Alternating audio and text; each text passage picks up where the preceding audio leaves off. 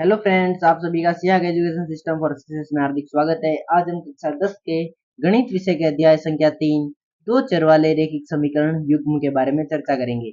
उसकी प्रश्नावली 3.2 को आज हम हल करेंगे, जिसका प्रश्न संख्या 3 हमारे सामने आता है। निम्न समस्याओं में रैखिक समीकरण युग्म बनाइए। सबसे पहले हमको जो समस्या दे रखी है उसके रैखिक समीकरण युग्म बनानी है और उनके हल प्रतिस्थापन विधि द्वारा करने हैं। जो हल है उनको हमें प्रतिस्थापन विधि से हल करना है। उसका हमारे सामने भाग संख्या 3 आता है। एक क्रिकेट टीम के कोच ने 7 बल्ले और 6 गेंदे 3800 में खरीदी है और 3 बल्ले और 5 गेंद जो है 1750 में खरीदी है। तो प्रत्येक गेंद का मूल्य और प्रत्येक बल्ले का मूल्य हमको करना है ज्ञात। चलिए दोस्तों शुरू करते हैं। इसके हल की ओर आते हैं। इसके अंदर हम सबसे पहले बल्ले का मूल्य मान लेते हैं x और गेंद का मूल्य मान लेते हैं y। उसके बाद में पहली स्थिति के अनुसार यानी 7 बल्ले और 6 गेंद खरीदी 3800 में। तो 7 बल्ले यानी 7x प्लस 6y बराबर 38 हो जाएगा। और दूसरी स्थिति में 3x प्लस 5y बराबर 1750। और पहली स्थिति को हम मान लेंगे पहली समीकरण 1 और दूसरी स्थिति को मान लेंगे समीकरण संख्या 2। फिर समीकरण 1 से हमें x का मान चाहिए, तो 6y को बराबर के उस तरफ भेजेंगे तो माइनस में हो जाएगा और 7 को बराबर के उस तरफ भेजेंगे तो x से गुणा में है तो यहाँ आके भाग में हो जाएगा। तो हमारे सामने बनेगा 3800 माइनस 6y बटा 7। इसे हम ले लेंगे समीकरण संख्या 3। और अब x का मान हम रखेंगे समीकरण संख्या 2 के अंदर, तो रख देते हैं। तो बाकी समीकरण 2 में 3 की जगह 3 और x की जगह हम लिख देंगे 3800 माइनस 6y बटा 7 प्लस 5y बराबर 1750।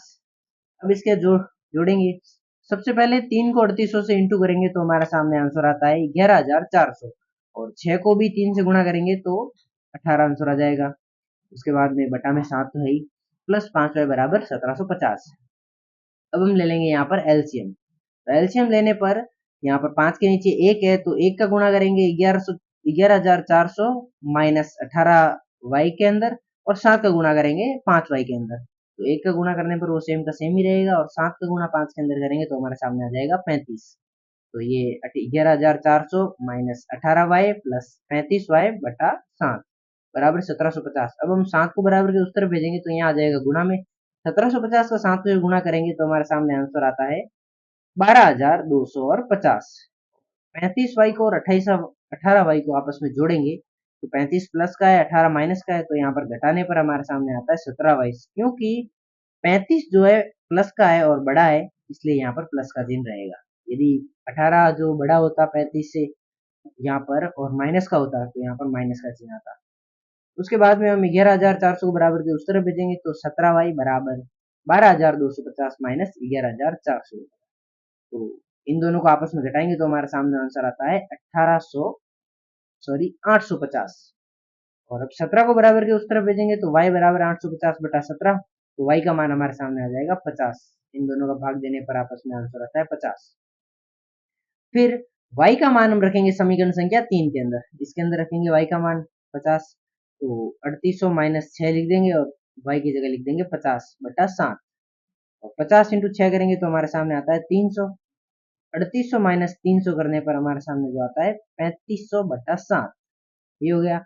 अब हम इस 7 का 35 के अंदर भाग देंगे तो 7 पंजे 35, तो 5 और डबल जीरो का डबल जीरो, x बराबर 500 हमारे सामने आंसर आ जाएगा। x का मान 500। तो यहाँ पर एक बल्ले का मूल्य है 500 और एक गेंद का मूल्य है 50 रुपए। चलते हैं दोस्तों इसके भाग संख्या 4 के। और भाग संख्या 4 के अंदर हमारे सामने जो प्रश्न दे रखा है, एक नगर में टैक्सी के भाड़े में एक नियत भाड़े के अतिरिक्त चली गई दूरी पर भाड़ा सम्मित लिया किया जाता है।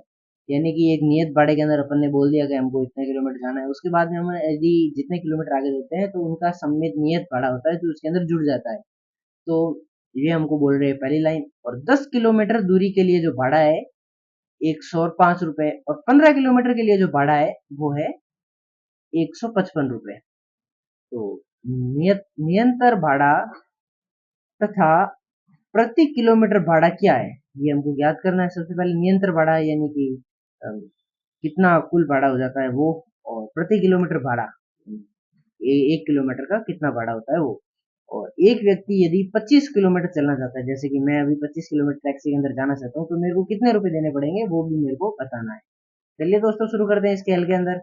सबसे पहले हम मान लेते हैं 1 किलोमीटर दूरी का भाड़ा x और नियत भाड़ा जो है y मान लेंगे। पहले स्थिति के अंदर हमको दे रखा है 1 किलोमीटर से 10 किलोमीटर ज्यादा चलिए, तो फिर इसका जो भाड़ा होगा पहली स्थिति के अंदर हम लिखेंगे x प्लस 10y, यानी नियत भाड़ा 10 किलोमीटर के अंदर जुड़ जाएगा और उसके बाद में x यानी 1 किलोमीटर की दूरी, यानी वो कुल 11 किलोमीटर चला है उसकी वो हमको ज्ञात करना है, तो बराबर 105 ये हमको दे रखा है इसका भाड़ा। इसको मान लेंगे समीकरण संख्या 1। और दूसरी स्थिति के अंदर x प्लस 15y, हमको ये 15 किलोमीटर जा रहा है तो 15 और 1 किलोमीटर से अधिक जा रहा है तो x हो जाएगा और बराबर कितना है 155 दे रखा है। इसे हम मान लेंगे समीकरण संख्या 2। उसके बाद में आते हैं समीकरण 1 से। 10 हमको चाहिए x का मान, 10y को बराबर के उस तरफ भेज देंगे तो 105 माइनस 10y हो जाएगा।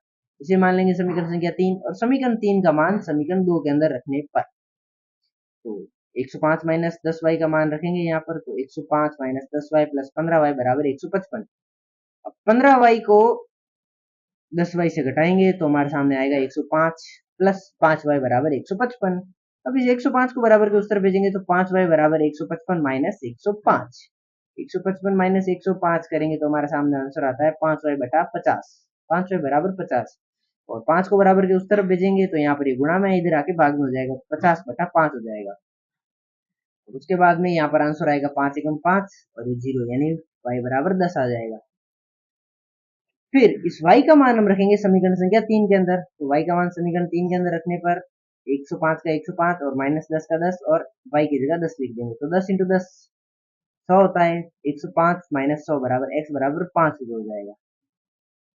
x बराबर 5 का मान आ गया, यानी कि 1 किलोमीटर का दूरी का जो भाड़ा होगा वो 5 रुपए और जो नियत भाड़ा है वो है 10 रुपए। फिर हम यहाँ पर लिखेंगे 1 किलोमीटर दूरी में लगे भाड़ा बराबर 5 रुपये हमको दे रखा है x का मान और नियत भाड़ा जो होगा वो y बराबर 10 हो गया।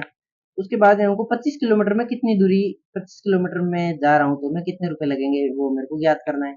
तो x बराबर 1 किलोमीटर है और उसके बाद में 25 किलोमीटर आगे जा रहा हूँ तो 25 इंटू नियत भाड़ा कितना है वो भी हम 25 के इंटू में कर देंगे, तो हमारे सामने x का मान आ जाएगा 5 और 25 का 25 इंटू में 10 नियत भाड़ा बराबर कितने रुपए होते हैं। अब पहले 25 इंटू 10 करेंगे तो हमारे सामने 250 हो जाएगा, 250 प्लस 5 करेंगे तो 255 रुपए हमको 25 किलोमीटर यात्रा करने के अंदर हमारे जो रुपए होंगे वो लगेंगे। इसी के साथ कंप्लीट होता है प्रश्न संख्या 3 का भाग संख्या 4। मिलते हैं दोस्तों अगले वीडियो के अंदर अगले भाग के साथ, तब तक के लिए जय हिंद।